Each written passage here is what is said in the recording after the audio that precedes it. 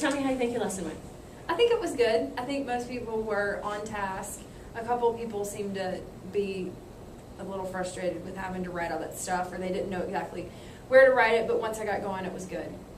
I just had to make sure and tell them what to put where, because they were asking a lot of questions. And as silly as it sounds, I think maybe next time, instead of you having one when you're doing it and like walking around trying to show it to 32 different kids, if you had a bigger version of it that you could tape on the board, or just somehow make it more visual where you're telling everybody at the same time, write on this flap, open this flap, and that might make it easier for them to know exactly where they're supposed to be writing. Yeah.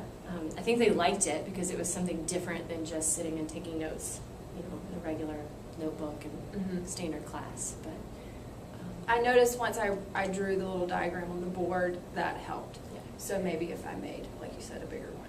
Yeah, just something that, you know, that you can refer to, and they can visually match it up with what they're working with. What they're doing, yeah.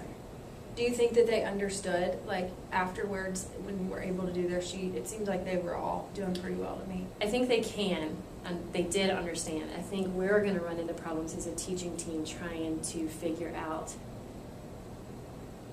what each person meant when they wrote a problem, and how it's being interpreted by other teachers, and defining sampling methods that way. But that's a teaching problem. That's not.